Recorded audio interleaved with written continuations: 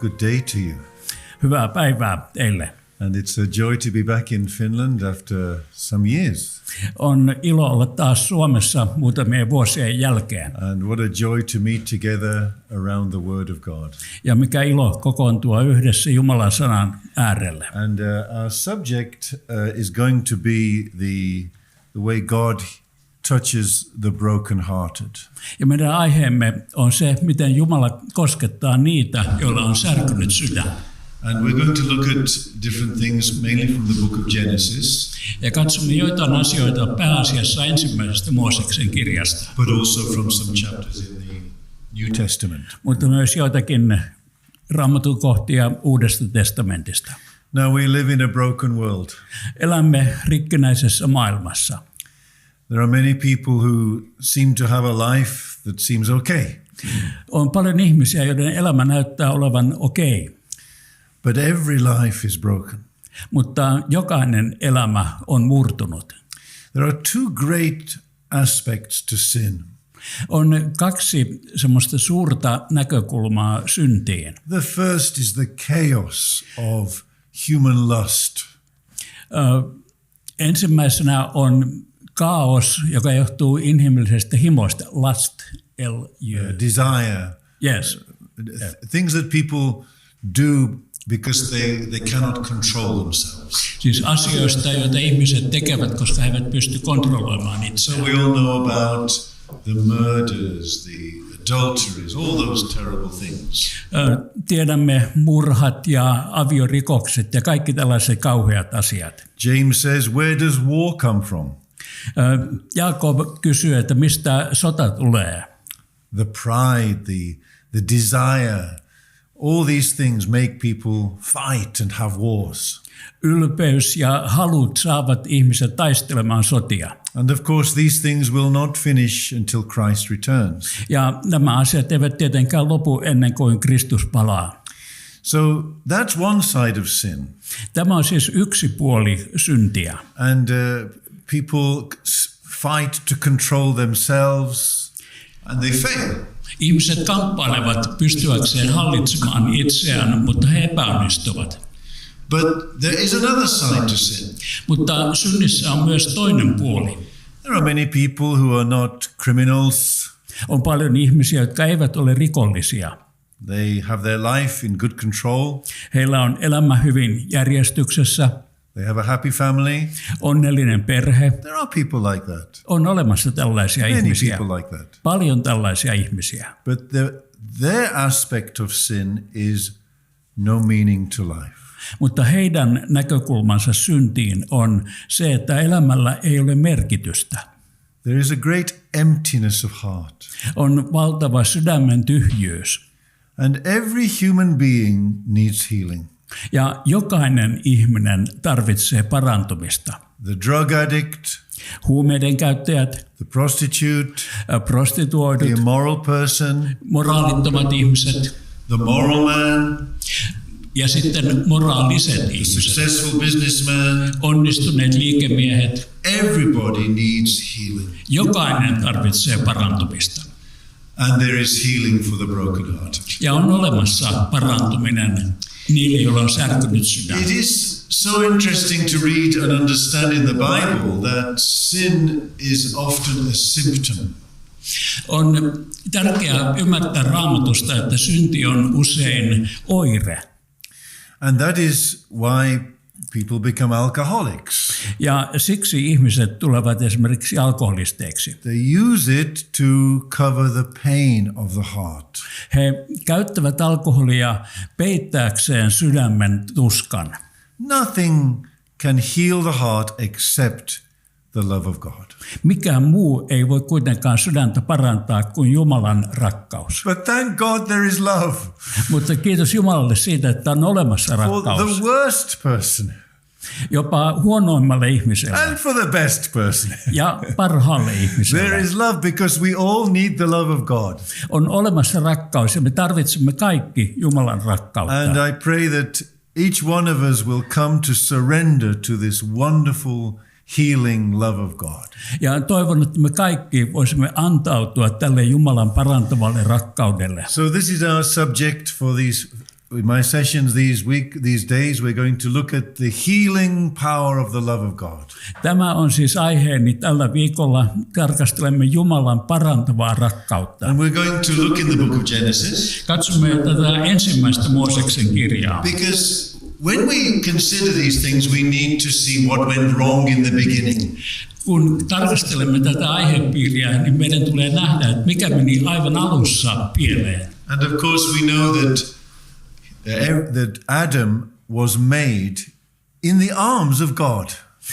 Adam luotiin Jumalan sylissä. You can read of this in Genesis chapter 2. Voit lukea tästä ensimmäisen Mooseksen kirjan 2. luvussa. In Genesis there are two accounts of the creation. Ensimmäisessä Mooseksen kirjassa on 2 kertomusta luomisesta. The first one is in chapter 1, the second one is in chapter 2. Ensimmäinen on luvussa 1 ja toinen luvussa 2. And they are two accounts of the same event. Ja ne ovat 2 kertomusta samasta tapahtumasta. In chapter 1, you are standing on a platform in outer space. Ensimmäisessä tapauksessa seisot tämmöisellä lavalla ja näet niin kuin kauaksi avaruuteen ja maailmankaikkeuteen. You're watching God do this amazing work. Ja katselet sitä, kun Jumala luo tämän ihmeellisen maailman. The power of Almighty God to make stars and all the things he made there in that chapter. Kaikkivaltiaan Jumalan voima, kun hän luo tähdet ja planeetat ja koko tämän maailmankaikkeuden. Maybe someday we'll look at that chapter in more detail. I don't think this week. Ehkä joskus tarkastelemme tätä kertomusta tarkemmin, mutta ei tällä viikolla. Oh, it's a beautiful chapter. Se on upea Raamatun kohta. It is a perfect chapter. Se on täydellinen kohta. When Bible translators translate that chapter, kun Raamatun kääntäjät kääntävät tätä lukua, they find the vocabulary is easy in every culture. Niin tämä sanasto on helppoa kaikissa kielissä. It's so simple. Se on niin yksinkertainen. But so deep and so powerful. Ja kuitenkin niin syvä ja niin voimallinen. That's chapter 1.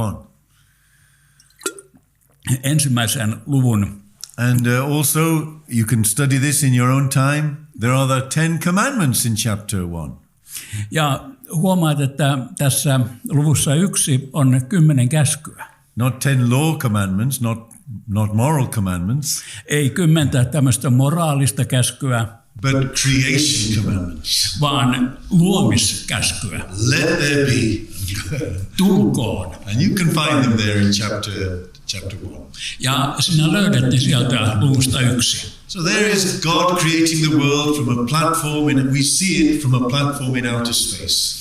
Tässä Jumala siis luo maailmankaikkeuden, niin me näemme sen ikään kuin semmoisesta suuresta katsomosta. And there it tells us that God created man in his own image.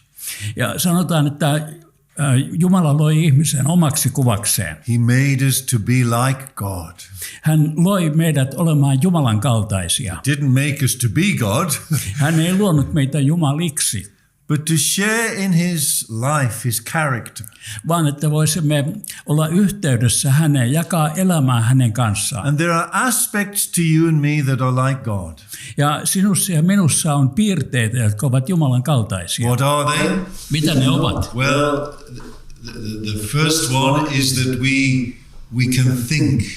Ensimmäinen on se, että me pystymme ajattelemaan. You have a conscious mind. Sinulla on tietoinen mieli. It's a beautiful conscious mind. Upea tietoinen mieli. And you can worship. Pystyt palvomaan. Your mind can grasp the infinite. Sinun mielesi pystyy saamaan otteen rajattomuudesta. When you worship, you are looking at something so big, so beautiful. Kun sinä palvot, niin sinä palvot jotakin niin suurta ja niin kaunista. And our hearts long for the infinite. Ja meidän sydämemme kaipaa yhteyttä tähän rajattomaan. We find that in fellowship with God. Huomaamme tämän, kun olemme yhteydessä Jumalan kanssa. We were created to have conscious fellowship with God. Meidät luotiin siihen, että meillä olisi tietoinen yhteys Jumalan kanssa. That's one thing in the image of God, that we can be his friends. Tämä on yksi piirre, jossa olemme Jumalan kantaisia. Voimme olla hänen ystäviä. I can talk to God. Minä voin puhua Jumalalle. He talks to me. Ja hän puhuu minulle. Like a father with a son, he talks to me. Niin kuin isä poikansa kanssa, niin me keskustelemme. And then also in the image of God is moral power. Ja toinen piirre, missä olemme Jumalan kaltaisia, on se, että meillä on moraali. We have to make a choice. Meidän täytyy tehdä valintoja. God gave us the power of choice. Jumala antoi meille tahdon vapauden. These wonderful things are in the image of God. Nämä ihmeelliset asiat liittyvät siihen, että olemme Jumalan kuvia. And so we have conscious mind. Meillä on siis tietoinen mieli. We have the power of moral choice. Meillä on voima ja kyky tehdä moraalisia päätöksiä. And then we have the third thing, which is we are created to love. Ja sitten kolmanneksi meillä on kyky rakastaa. Now, the first account of creation is in chapter 1.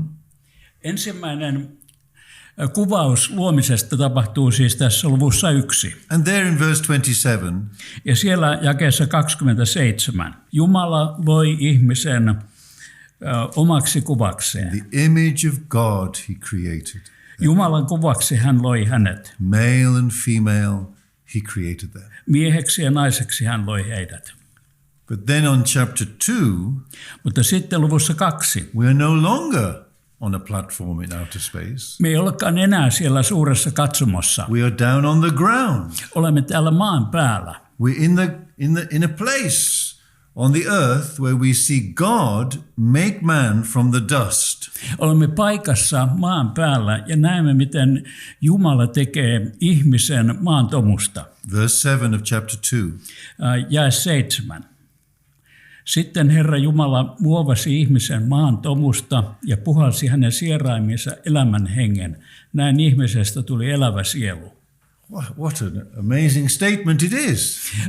Onpa tämmöinen ihmeellinen väite. In chapter 1 we see God made us. Luvussa 1 näemme, miten Jumala loi meidät. Chapter 2. Ja luvussa 2. He made us in his arms. Hän loi meidät sylissään. He breathed into his nostrils the breath of life. Hän puhalsi meidän sieraimiimme elämän hengen. And I have given the kiss of life to two people. Minä olen antanut elämän henkäyksen, elämän suudelman kahdelle henkilölle. One man, he died. I couldn't save him. Yksi mies kuoli, en pystynyt pelastamaan häntä. He had been in the river. Hän oli ollut joessa. They dragged him out of the river. Hänet vedettiin sieltä ylös. No one was helping him. Kukaan ei auttanut häntä. So I got down on my hands and knees. Menin siis polvilleni. And I held him. Ja pidin häntä sylissäni. And breathed into him. Ja puhalsin häneen. But he died. I couldn't save him. Mutta hän kuoli. En pystynyt pelastamaan häntä. The second man I could save. Toisen miehen minä pystyin pelastamaan. Some years later, a man had an accident just outside our house. Joitakin vuosia myöhemmin eräs mies joutui onnettomuuteen meidän talomme edessä. He passed out in his car. Hän ajoi autollaan. And the car crashed. Ja auto joutui kolariin. He wasn't injured. Hän ei haavoittunut. Just hit a tree very slowly. I opened the door. He rolled on the ground. Hän törmäsi aika hitaasti puuhun ja vierähti sieltä autosta ulos. He wasn't breathing. Mutta hän ei hengittänyt. And I gave him the kiss of life. Ja annoin hänelle elämän suudelman. And he began to breathe again. Ja sitten hän alkoi hengittää jälleen. So twice I have done here what God did. Olen siis kahdesti itse kokenut sen, mitä Jumala tuossa jakeessa 7 teki. And it was a stranger. Kyseessä oli siis vieras ihminen, But I held him. mutta pidin häntä sylissäni. And we say in English, I don't know what you say in Finnish, but we say in English, I gave him the kiss of life.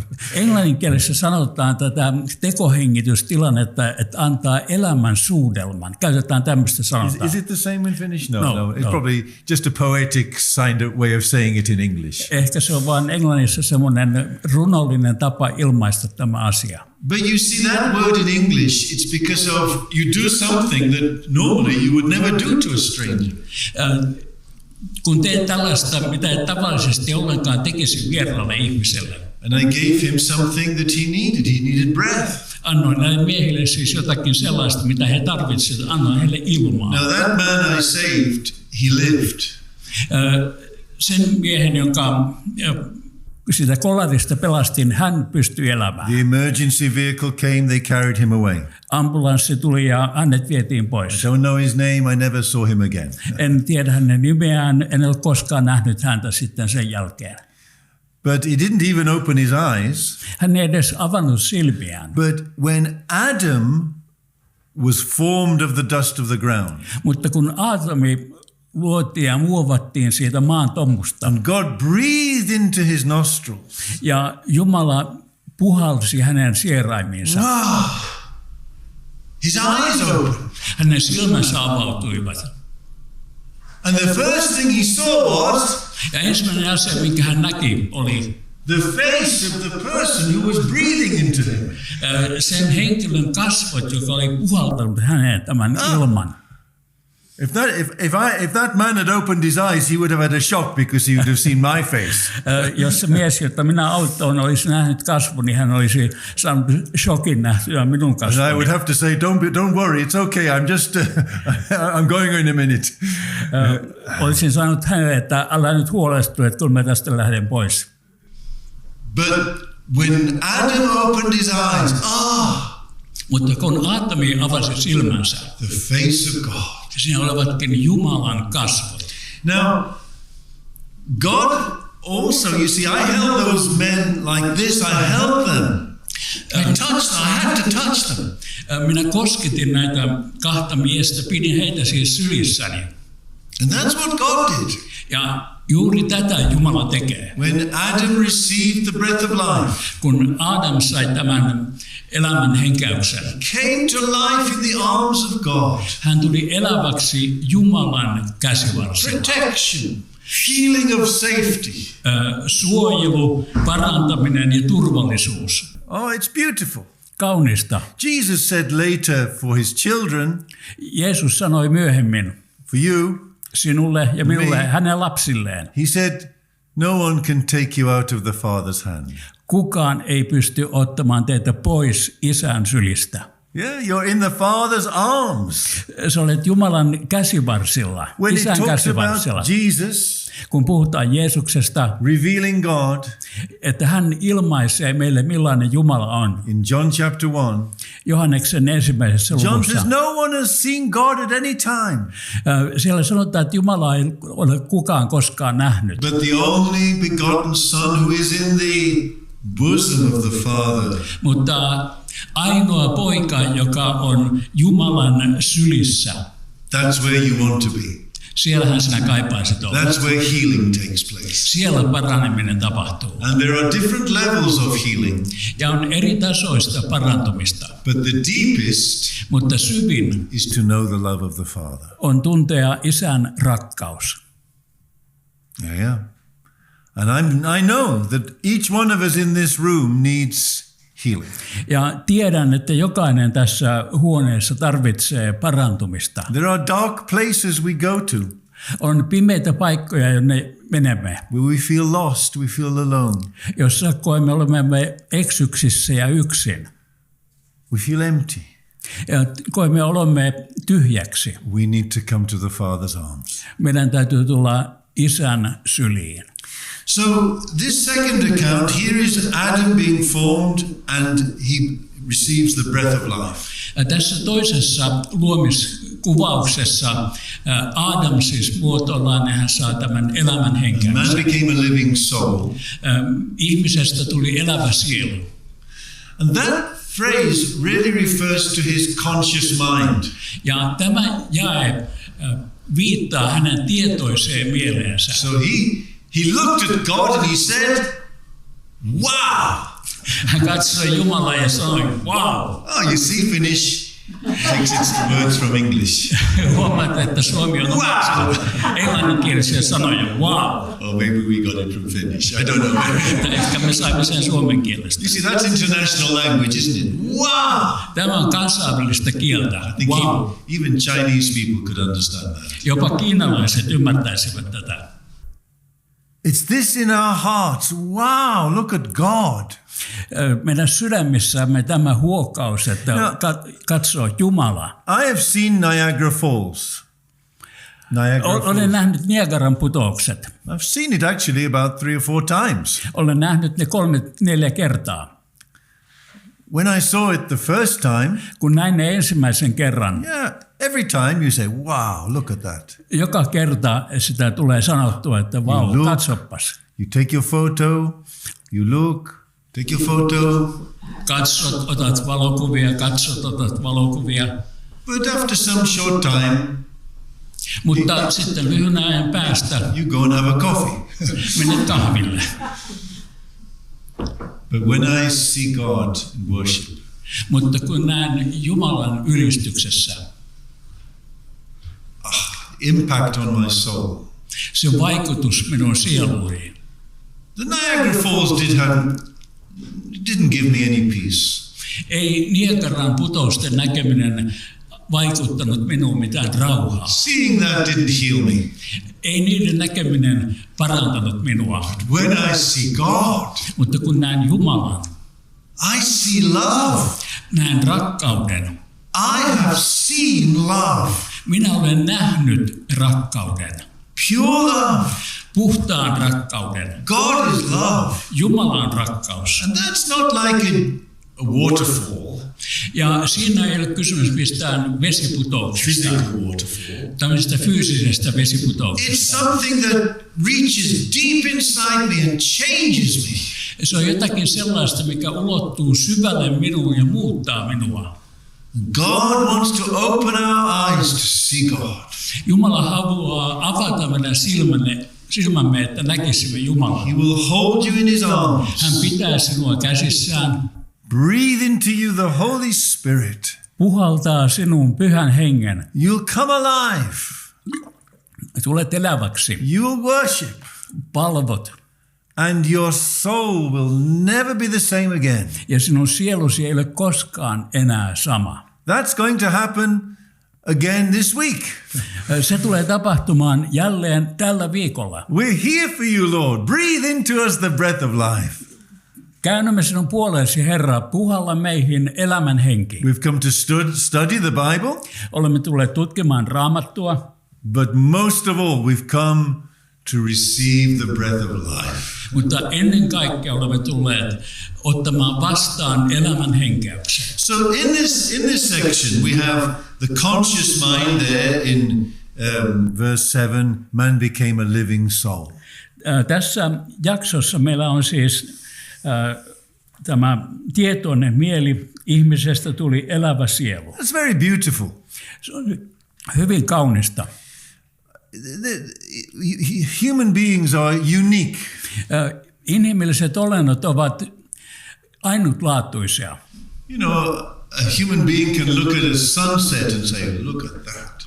Ihminen pystyy katsomaan auringon laskua ja sanomaan, että katsopas miten upeaa. I love Switzerland.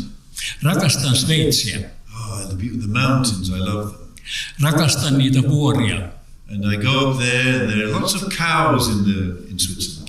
Kiipeän sinne vuorille ja siellä on paljon lehmiä. And they have bells. Niillä on kellot kaulassa. Oh, you can hear them there everywhere. Voit kuulla niitä kaikkialla. They live there. Those cows, they have such privilege. They live in Switzerland. Niillä lehmillä on suuri etuoikeus elää ja asua Sveitsissä. But they don't know what privileges they have. Mutta ne eivät tiedä sitä, että minkälainen etuoikeus heillä onkaan. I never saw a cow say to another cow, oh, have you seen that mountain? En ole koskaan nähnyt lehmän tönäisevän toista ja sanovan, että oletko katsonut tuota vuorta. Never said, come on, I got to show you this waterfall. Eikä koskaan lehmä ole sanonut toiselle, että katsopas tuota vesiputousta. They have no conscious mind. Niillä ei ole tietoista mieltä. And here is the thing. Tässä on asia. Your conscious mind is so precious. Sinun tietoinen mielesi on niin arvokas. You see, God made the sun. Jumala loi auringon. The sun is bigger than you and me. Aurinko on suurempi kuin sinä ja minä. It's very big. Tosi iso. I think it's about 100 times or 1,000 times bigger than the earth. I don't know. It's big. Luulisin, että se on 100 tai 1000 kertaa suurempi kuin maapallo. These things are very, very big.